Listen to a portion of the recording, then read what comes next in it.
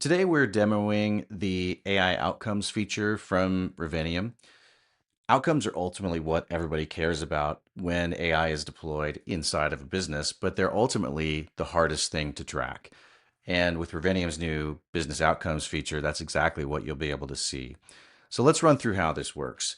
We're going to show a couple of scenarios today. The first one is our AI sales agent, where an agent has been deployed to close sales inside of an organization. And we're going to go top to bottom with this, and then we'll talk briefly about the other example as well. So what we're doing here is we're showing that if we look at the top of the funnel moving down, there were 160 total sales jobs that were executed inside of this period.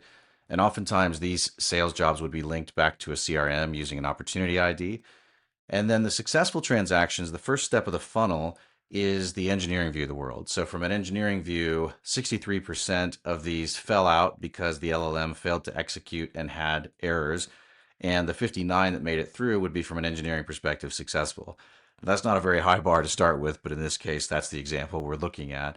But that really, the engineering view of the world is useful for engineers who are trying to optimize this process. But the business view of the world is saying, of those that made it through, what percentage resulted in closed sales and what percentage failed to close the sale, and ultimately why. We'll get to the why in a minute. But what we're showing here is that of these 32 conversions, $9,000 was generated, and the total cost of the AI that was deployed there was roughly $1,800. Now, the total cost is where we start to expose another interesting thing that Revenium does that presents a more realistic view of the total cost as opposed to just the token cost view of the world. So when we talk to our customers about how AI economic control works, we talk about getting control over three horizons. The first horizon is understanding your token costs, and there are hundreds of ways to measure your token costs. The simplest of which is you get a bill at the end of the month from your provider, and that tells you how much you spent on tokens. But that's not very useful. Inside of Revenium, we do attribution, as you see on the left here, back to tasks, agents, products, customers, even into individual subscribers. And that attribution allows you to have a much richer understanding of where you're spending money and where the tokens are being consumed. But ultimately, that's still a pretty simple view of the world. Where things start to get really interesting is when we can dive into tool costs. And in the case of this example, the tools that this agent has access to that we see here are Zoom Info.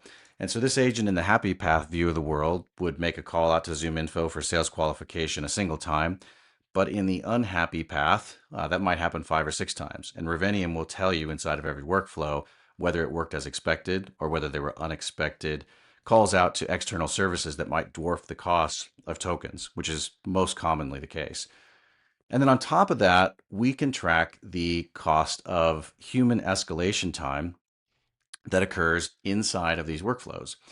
And so human escalation time to troubleshoot workflows and actually rescue sales opportunities like this are oftentimes the highest cost. And tracking the amount of human escalation time that goes into these workflows over time is one of the best ways to improve ROI. And so our historical view of this is showing over time how the value generated out of these workflows changes. And these workflows can be helped to optimize the amount of human time that goes into these as well. So this is a revenue generation example. We'll take a quicker look at the example where the goal is not revenue generation, but it's deflecting the amount of human time in the workflow. So deflection is maybe easiest understood if you think about a support case where previously all support cases were worked by humans. And in other cases, now you're trying to get them worked by AI and defer the amount of human time. The same thing works here in our claims adjudication process, where you're trying to keep human adjudicators out of the simple cases and have it done by AI. So here, same funnel view. We don't have to explain all that again, but we get down to the end where the value of deflections now is in cost avoided, not revenue achieved. The same value is shown here in terms of a ratio of cost to revenue. And here we have a greater use of external tools in this where you're looking at outside services typically used in healthcare for these type of opportunities. Now that's the first level of value that's delivered here is understanding the ratio of these and how they compare over time. But where things get really powerful as we work back to engineering teams is if we look at the transactions specifically that didn't succeed, meaning they had to be escalated and pushed back into human review for rescue. And we can now go back to every transaction that led up to that failure across what might be hundreds of traces, dozens of traces, depending on the complexity of your workflow, but this does not have to be a single trace view, which is where most AI troubleshooting tools work today. So instead, we're going back and saying across this entire business outcome, what was every time that AI touched the process and what happened in each of those transactions. Now, this from the engineering point of view, you'll see there's 20 transactions that were all successful, but ultimately the business outcome wasn't achieved. So why is that? So as we're drilling down through here, we'll get to the ultimate transaction and we'll see that we can look down into the prompts that generated this system. Now, this is all opt-in. We don't take any prompt data by default, but to do the deepest level of troubleshooting, prompts are very helpful here. So we can see the system prompt that went in. You're looking for sales qualification to happen here. And essentially what we're seeing here is that the agent was unable to find any relevant results. And thus, after 10 rounds of attempting this, there was a poor qualification. And you can work your way back through the chain where there will be different data from the AI agent across each of these transactions to understand why the business outcome isn't achieving.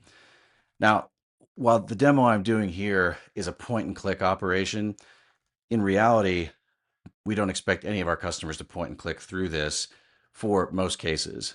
The way this actually works in practice is that AI agents connect to our API either through our MCP server or directly using our API to do pattern matching and troubleshooting to say, let's take the 30% of our transactions over the last period of time that did not succeed in the business outcome.